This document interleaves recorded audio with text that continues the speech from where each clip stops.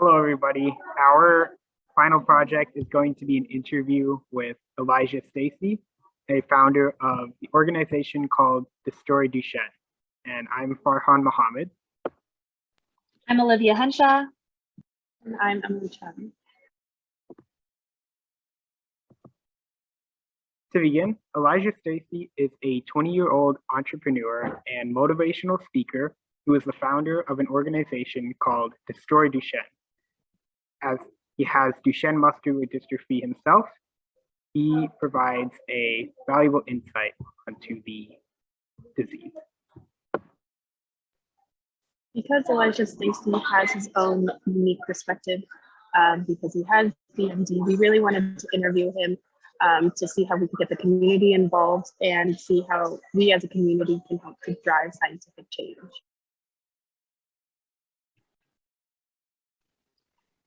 All right, so we'll go ahead and get into it. Just as a video introduction, hi, this is for our PhySci 121 class. This is our community project. Olivia, Emily, and Farhan, and we are joined with Stacey today, who has Duchenne muscular dystrophy, to talk a little bit about his experience with DMD and some of the outlooks that he's taken away from that and perspectives he has. Okay, so Farhan, do you want to jump in with the first question? Hi, good afternoon, Elijah. If you wouldn't mind, could you please tell us just a little bit about yourself and your history with Duchenne muscular dystrophy? Sure. So I'm 20 years old. I'm an author, I'm an entrepreneur, and I'm a public speaker. And I was born with Duchenne muscular dystrophy.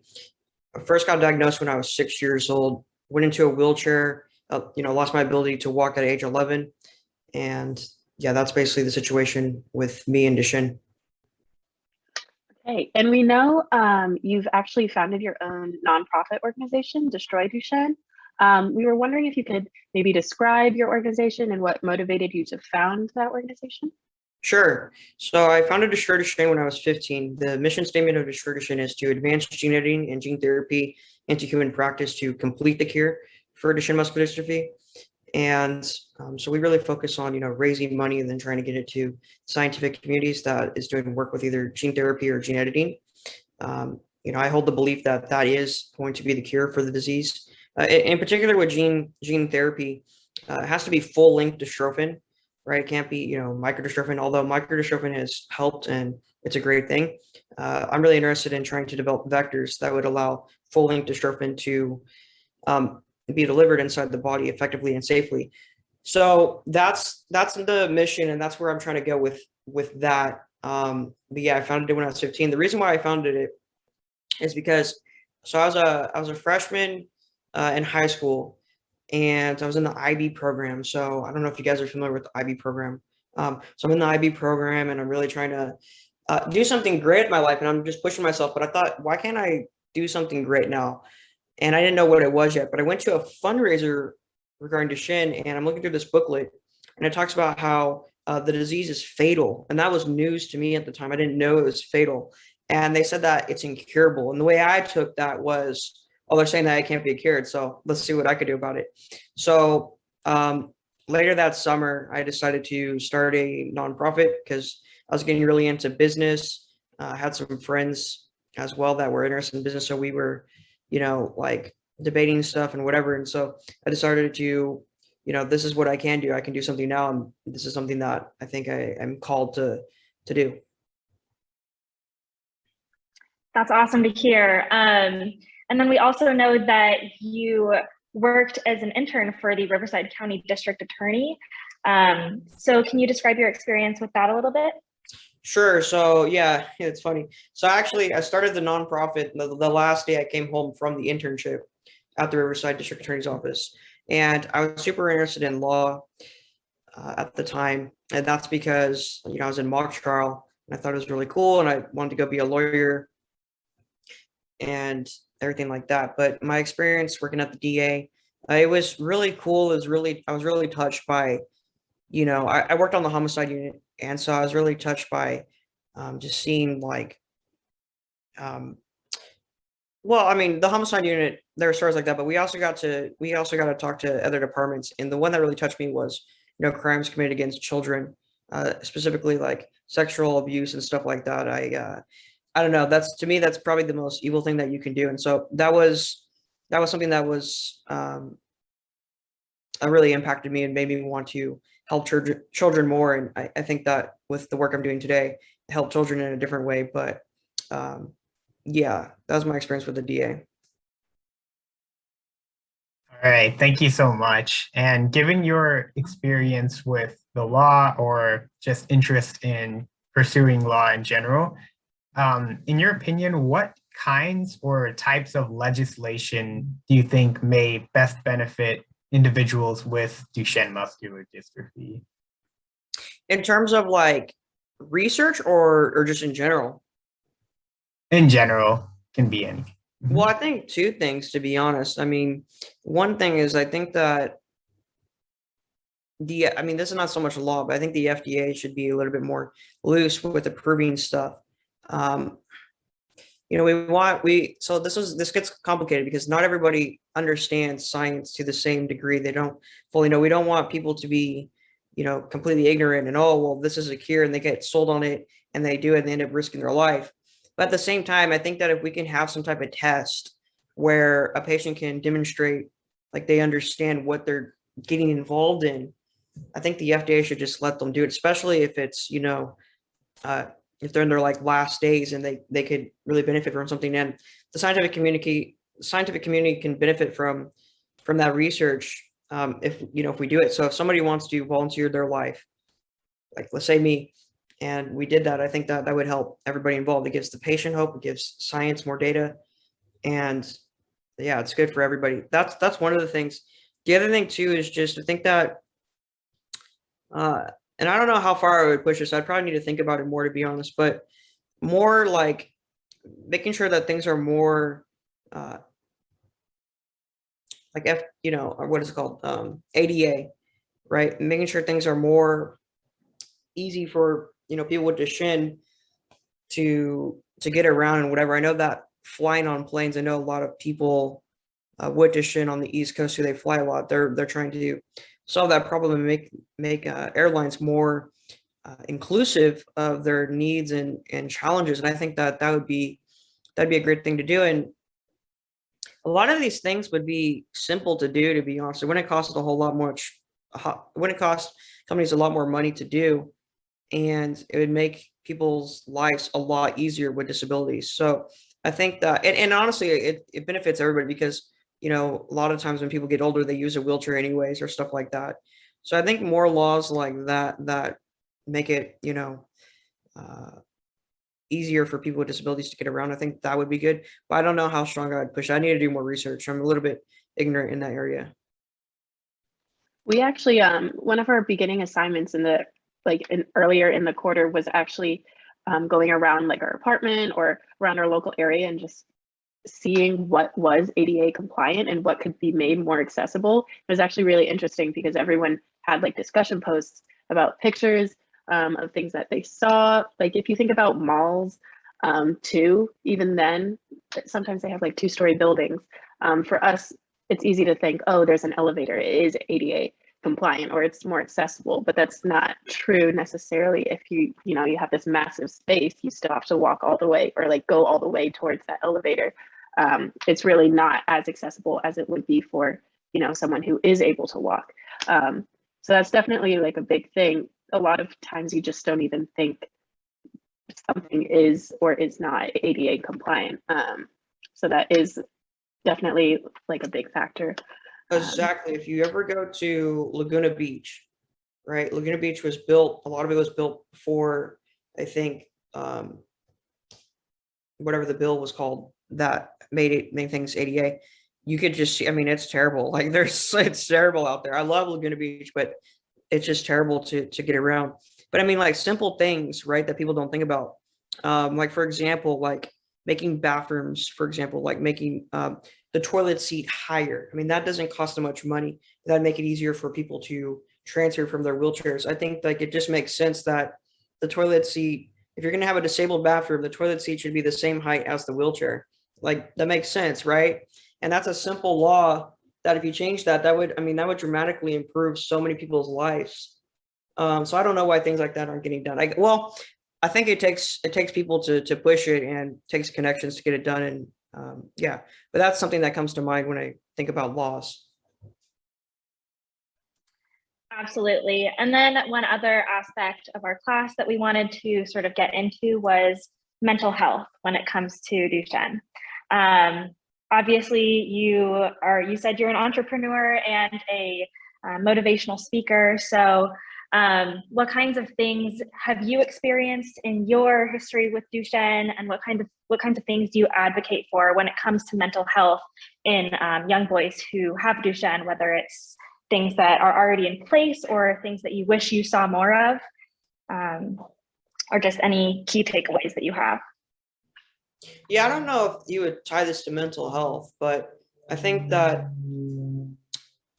a lot of times people with Duchenne, or really anybody with a disability, or really anybody, to be honest, is they have a poor self-image. They view themselves in a certain way. And I think that you can't do that. Like I genuinely, like, I don't even understand myself when I say this, but I don't view myself as a disabled person. I'm not delusional in the fact that I know I'm not, like, I know I'm in a wheelchair sitting down, but I really don't view myself as a disabled person. And I think that right there helps people a lot in the way they're going to act and be able to make friends and be able to be confident. And, those things go a long way. How you act is how people are going to see you and how they're going to treat you. And it's a ever going cycle. So I think that having a positive self-image is good. I think that the other thing too is, worrying about what you can control and what you cannot control, because there's a lot of things with Duchenne that you cannot control, and in life in general. But there's a lot of things with Duchenne that you can't control. And I think that having that in the back of your mind is good, because it'll take a lot of the stresses off of you and stuff like that. And I think that's important, because the disease is already, it's already a challenge itself or whatever. So those are the two things there, but you got to make friends. You got to be active. You can't just isolate yourself and then say, well, it's because I'm disabled, nobody wants to be my friend, or what. That's a bunch of nonsense. Like, a lot of times I think people with disabilities, I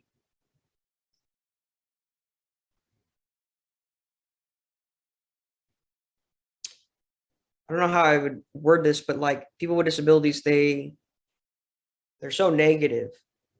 And then I don't have friends. It's because I'm in a wheelchair. It's not because you're in a wheelchair. It's because you're so negative. You got to change that mindset right there. And then people will want to be around you. Right. So I think that's really important, because you got to have friends. Like, that's a really important, psychological need, is, to have some type of community. So that's what I would say when it comes to like mental health. I don't know if that answers your question. No, it absolutely does. That positive outlook is, so important, especially in cases of Duchenne or other genetic diseases as well. I'm sure that's what you talk about a lot with your motivational speeches as well, which is really great to hear. Farhan, did you want to take the next question? Yes, thank you so much for discussing ideas about like mental health and relating that to Duchenne muscular dystrophy. And sort of on the other end of the spectrum, how can the local community contribute to the cause of your organization, Destroy Duchenne? Donate. It takes money to solve problems. Donate and spread the word. I think that's what it really comes down to, is that, I talk to scientists a lot. The more money we can put at it, the faster we can get it done, because you could run more experiments, and that just gets us more data, gets us closer to it. So I think that, but just sharing it, giving, share. Like, the problem with Duchenne, right, that I talk about in the book, is it's a rare disease, but that's not why it's not known, in my opinion. It's not known because there hasn't been anybody famous with the disease.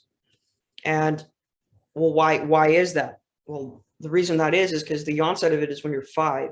Then you're going through a whole life of adversity. The average lifespan is 25. I understand people live longer now, but the average lifespan still is 25.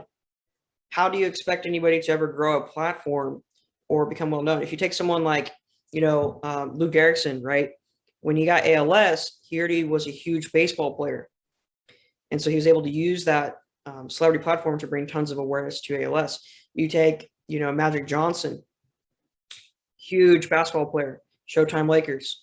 When he got HIV, he was able to help change the public's perception around it and do a lot there. So I think it's really going to take someone to make the disease known. And I'm trying to change them, trying to solve that problem there. Because I think that when the disease is more known, then a lot more money will come in, and then we can do more there. So how could the local community help? Donate, spread the word. Oh, yeah, we also had another assignment earlier in the quarter, and we talked about fundings for different diseases. And I actually looked into how much funding was going into DMD versus other, even like foodborne illnesses. So much more money has been put into researching like foodborne illnesses and other diseases. And I was honestly shocked by how little money was going into researching DMD. So I definitely agree with you that funding and raising awareness for this disease is like the biggest thing that we could do. But I know you also mentioned a little bit about your book, A Small If, and I was wondering if you could talk a little bit about that, how you got into writing it, or some key takeaways that we could take away from your book. Sure. So A Small If, it's a memoir about my life. I started writing it when I was 16, finished it when I was 17, published it when I was 20. So just last year.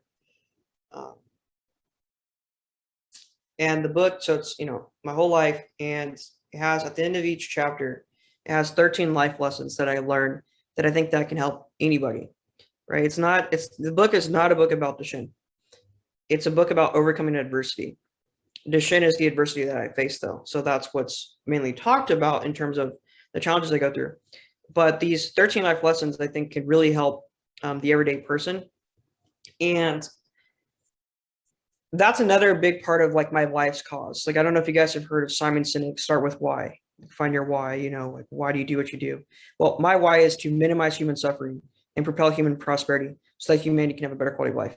So the big reason why I wanted to write the book is because I thought that I could use my experiences and my knowledge to help people overcome their adversity with these life lessons and my story, as well as inspire them, motivate them, and all that. I also thought that, well, this book, if that gets really known and helps a lot of people, it's going to also make Duchenne really known and the work I'm trying to do. And it's going to accomplish two things in one. So that's a main reason why I wrote it. And a lot of people at the time were telling me, hey, you need to write a book, you need to write a book. So I wrote a book.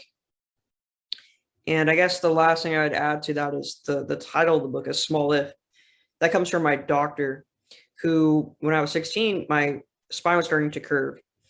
And I remember this particular appointment, he said, you got to have a metal rod inserted into your back to correct the scoliosis. We'll have a team of doctors. We'll do it during the summer. He was getting really specific, so I know he was serious. I didn't want the surgery, so we go back and forth, and I'm, arguing with him. And he tells me that at this point, I have to put my foot down and push for you to have the surgery. And so we go back and forth, and then I ask him, well, let's just say that I was somehow able to reverse the current state of my spine. Could I avoid having the surgery then?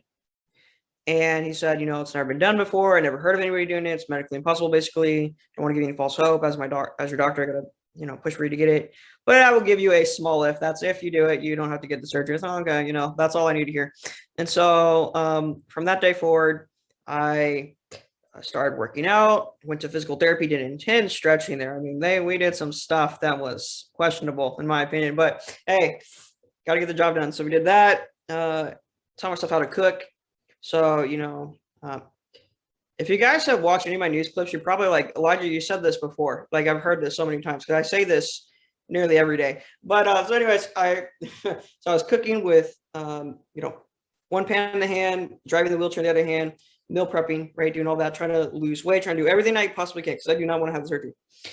Long story short, 3 months later, go to the doctors and we do the x-ray. My spine is straighter, don't have to have the surgery. So that's kind of been the story of my whole life. And that's kind of how I view Duchenne. Like, yeah, it's a small if I'm going to cure Duchenne, but I'm going to cure Duchenne. So that's how I view it. And that's where the title comes from. And that's kind of the energy behind the book. Like it's, it's that type of thing. That's awesome. Thank you so much for sharing. I believe we are almost out of time. So are there any last remarks or key takeaways you wanted to share before we conclude the interview? No, I mean, I'm curious to know more about what you guys are doing. I think this is interesting for class project. I know that UCLA, I think they even have like a Duchenne club, right? Like it's like a massive thing. So I know UCLA is real big on that. So yeah, could you guys tell me more about what you guys are doing? Like with this project specifically, or with the class as a whole? How about both?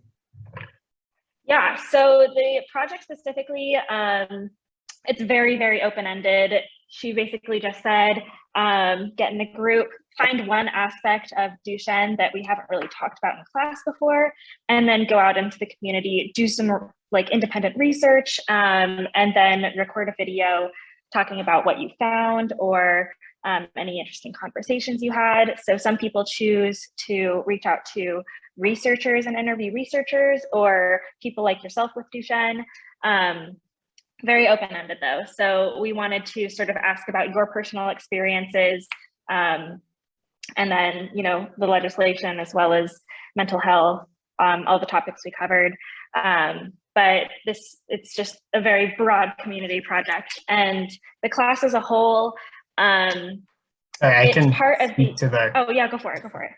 Yeah, so the class as a whole, it's titled Disease Mechanisms and Therapies. It's under the Physiological Sciences major. So essentially, we don't have one professor for the course, but every week there's either one or two new professors from different aspects, different areas, all related to the Duchenne muscular dystrophy community. So for example, there's a whole organization for the treatment of DMD at UCLA, and all of these professors are a part of that, depending on their specialties, such as like cardiovascular doctors, or related to mental health, or related to biomechanics. Essentially, it's sort of a self-paced course where there are just recorded video lectures, and each week we just have discussion assignments and homework assignments relating to all sorts of facets, like whether that be finances, whether that be research, whether that be the genetic mechanisms, sort of all centered using Duchenne muscular dystrophy as a model to help us understand the general process of learning about disease mechanisms and therapies. Okay.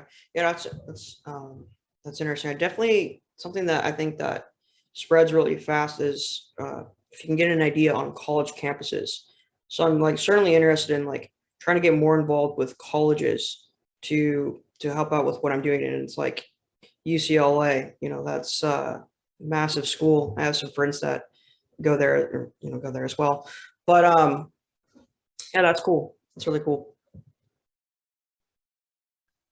Yeah.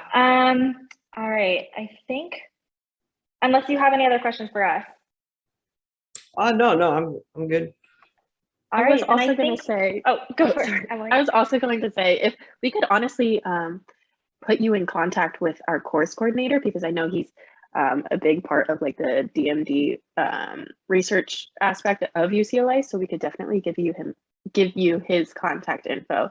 But yeah, again, our course definitely focuses a lot more on the science aspect of DMD, like the disease mechanisms and the different therapies that we could utilize. So we really wanted to utilize this time, to talk to you about the more psychosocial aspects and your own life experiences. So yeah, this was an amazing interview, and we really appreciate your time.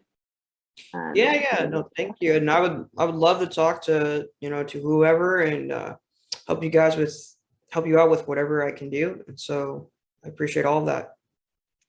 Thank you. Okay. Yeah, thank you so much.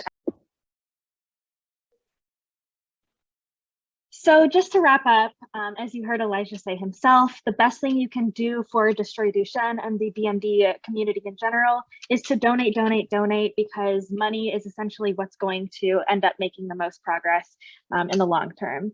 And he also says that you can definitely work on educating yourself and spreading awareness to others about DMD and genetic diseases in general. And that's going to make the most impact on the community coming from a person who himself has DMD. So we really thank you for listening to our interview with Elijah, and make sure to keep those takeaways in your brain going forward. And thank you so much for an incredible experience with this class.